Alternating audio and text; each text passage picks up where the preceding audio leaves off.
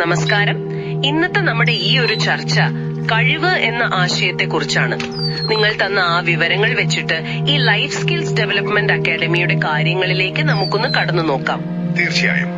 ഇതിന്റെ പിന്നിലുള്ള ആള് മോഹനകൃഷ്ണൻ MT, ഒരു മുൻ പട്ടാളക്കാരനാണ്. NSG കമാൻഡോ ഒക്കെ ആയിരുന്നു എന്ന് കേട്ടു.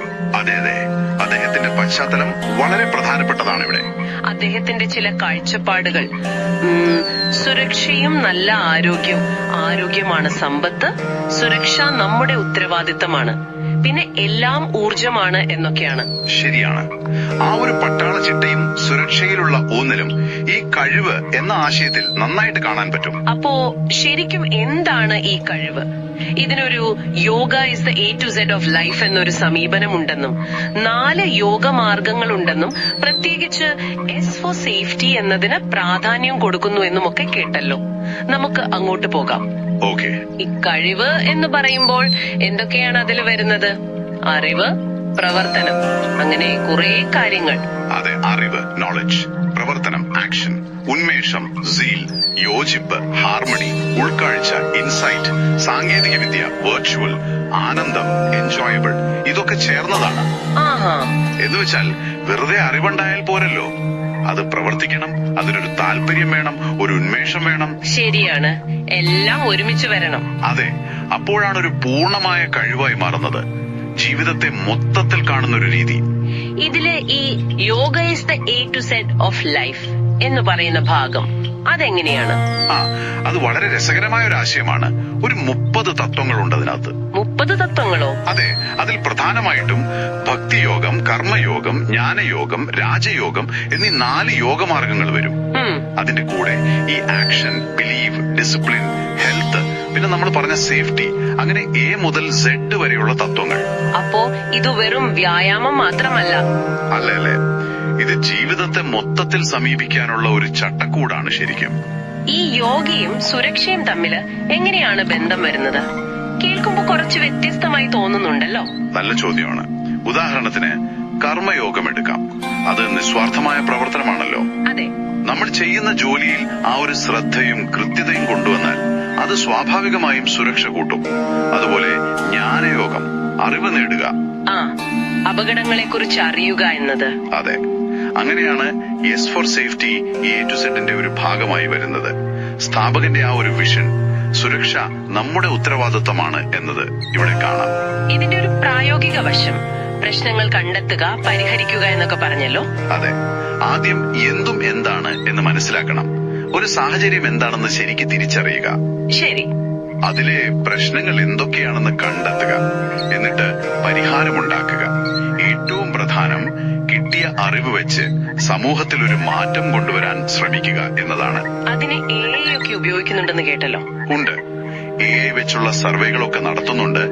ജീവനക്കാരുടെ പ്രതികരണങ്ങളിലെ ചില പാറ്റേണുകൾ നോക്കി ചിലപ്പോൾ അവർക്ക് പോലും അറിയാത്ത റിസ്കുകൾ കണ്ടെത്താൻ പറ്റും. ഓഹോ, അപ്പോ എല്ലാ ചർച്ചയും വന്നു നിൽക്കുന്നത് ഈ സുരക്ഷയിൽ തന്നെയാണ് അല്ലെ? എന്താണ് കഴിവ് സിസ്റ്റത്തിൽ സുരക്ഷ എന്ന് പറഞ്ഞാല്? തീർച്ചയായും സുരക്ഷയാണ് അടിത്തറ. ശാരീരികം മാത്രമല്ല, വൈകാരികം, സാമ്പത്തികം, സാമൂഹികം, ഈ 4 തലത്തിലുള്ള ഒരു ക്ഷേമം, അതാണ് സുരക്ഷ. അതായത് അപകടം തടയുക, റിസ്ക് കുറയ്ക്കുക. അതെ, ആത്മവിശ്വാസം വളർത്തുക. ഈ സേഫ്റ്റി എന്ന വാക്കിലെ ഓരോ അക്ഷരത്തിനും ഒരർത്ഥമുണ്ട്. S എന്നാൽ സെക്യൂർ, സംരക്ഷണം. A ഫോർ അവയർനെസ്, ജാഗ്രത. F ഫോളോ, നിയമങ്ങൾ പാലിക്കുക. E എഡ്യൂക്കേറ്റ്, അറിവ് നേടുക. T ട്രസ്റ്റ്, വിശ്വാസം. പിന്നെ Y ഈൽഡ്, പൊരുത്തപ്പെടുക. ഇതൊരു കൂട്ടായ ഉത്തരവാദിത്തമാണല്ലേ? അതെ അതെ. ഓരോന്നും പഴയ രീതിയിൽ നിന്ന് എങ്ങനെ മാറും? ഉദാഹരണത്തിന് അക്സസ്. പണ്ട് നമ്മള് വർഷത്തിൽ ഒരിക്കൽ ഒരു റിപ്പോർട്ട് ഉണ്ടാക്കും, അല്ലെ? ശരിയാണ്. പക്ഷെ ഇന്ന് AI സെൻസറുകൾ വെച്ച് തത്സമയം റിസ്ക് അസസ് ചെയ്യാം. ഒരു തൊഴിലാളിക്ക് ക്ഷീണമുണ്ടെങ്കിൽ മെഷീൻ തനിയെ ഓഫ് ആകുന്നത് പോലെയുള്ള കാര്യങ്ങൾ. Build skills. ഓ, പഴയ ഫയർ ഡ്രിൽ പോലെയാണോ? അല്ല, അവിടെയാണ് നിങ്ങൾ പറഞ്ഞ VR സിമുലേഷൻ വരുന്നത്. ശരിക്കും പുക, ഇരുട്ട്, തടസ്സങ്ങളൊക്കെ അനുഭവിച്ച് പഠിക്കുമ്പോ ആ കഴിവ് കൂടും. വെറുതെ ബെല്ലടിച്ച് പുറത്തോടുന്ന പോലെയല്ല. ഇന്നോവേറ്റ് ടൂൾസും അതുപോലെ വ്യത്യാസമുണ്ടോ? തീർച്ചയായും. പഴയ ഹെൽമെറ്റിന് പകരം വീണാൽ ഓട്ടോമാറ്റിക്കായി SOS അയക്കുന്ന സ്മാർട്ട് ഹെൽമെറ്റുകൾ. കൊള്ളാം. പിന്നെ ലേൺ ഫ്രം ഇൻസിഡൻസ്. പണ്ടൊക്കെ ഒരു അപകടം നടന്നാൽ റിപ്പോർട്ട് എഴുതി ഫയലിൽ വെക്കും. ഇപ്പോ അങ്ങനെയല്ല.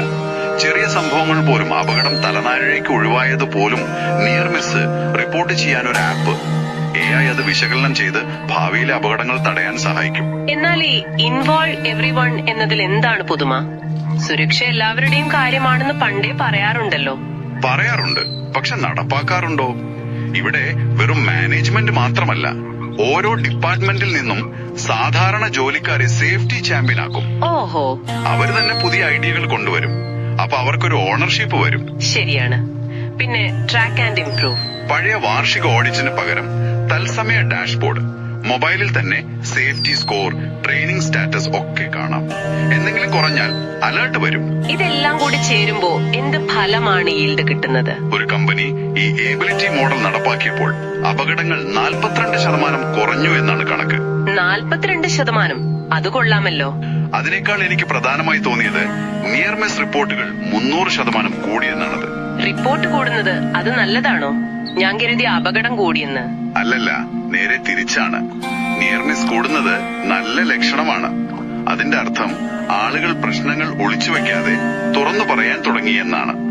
ആ, ശരിയാണ്. പേടിയില്ലാതെ പറയാൻ പറ്റി.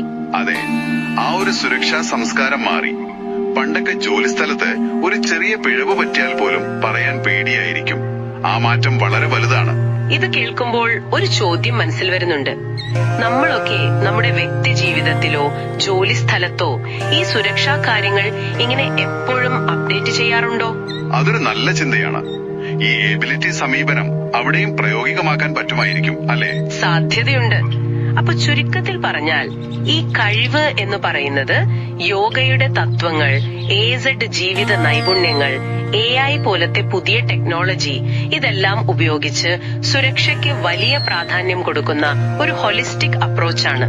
അതെ, സ്ഥാപകന്റെ ആയൊരു NSG പശ്ചാത്തലം ഇതിന് നല്ലൊരു അടിത്തറ കൊടുക്കുന്നുണ്ട്. പ്രത്യേകിച്ച് സുരക്ഷ നമ്മുടെ ഉത്തരവാദിത്തം എന്ന ചിന്ത. കൃത്യമായി പറഞ്ഞാൽ അതാണ് പ്രധാന ആശയം. ഇതാണ്, സുരക്ഷ എന്നത് ഒരു ലക്ഷ്യമല്ല, അതൊരു യാത്രയാണ്. നിരന്തരം വളർത്തേണ്ട, പുതുക്കേണ്ട ഒരു കഴിവാണ് ഒരു അബിലിറ്റി. അതെ. അപ്പൊ കേൾക്കുന്ന നിങ്ങളോടൊരു ചോദ്യം: നിങ്ങൾക്ക് ഇതെങ്ങനെ പ്രയോജനപ്പെടുത്താം? നിങ്ങളുടെ സ്വന്തം ജീവിതത്തിലോ ജോലി സ്ഥലത്തോ സുരക്ഷയെക്കുറിച്ച് കുറച്ചുകൂടി ക്രിയാത്മകമായി നിരന്തരം മെച്ചപ്പെടുത്തുന്ന ഒരു സമീപനം എങ്ങനെ കൊണ്ടുവരാം? ഈ ചർച്ച അവസാനിപ്പിക്കുമ്പോൾ ഇതിൽ കണ്ട ഒരു വാചകം ഓർമ്മ വരുന്നു. ആർക്കും സഹതാപം കാണിക്കാം, പക്ഷേ ധൈര്യവും ശാന്തതയും കരുണയുമുള്ളവർക്ക് മാത്രമേ നിർണായകമായി ഇടപെട്ട് മാറ്റം വരുത്താനാകൂ. വളരെ ശരിയാണ്. അപ്പോ വെറുതെ സഹതപിക്കുന്നതിനപ്പുറം നിങ്ങളുടെയോ മറ്റുള്ളവരുടെയോ സുരക്ഷയ്ക്കായി ധൈര്യത്തോടെ ഒരു ചെറിയ സ്റ്റെപ്പെങ്കിലും എടുക്കാൻ നിങ്ങൾക്ക് എന്താണ് ശരിക്കും വേണ്ടത്? അതൊന്ന് ആലോചിച്ചു നോക്കുന്നത് നന്നായിരിക്കും.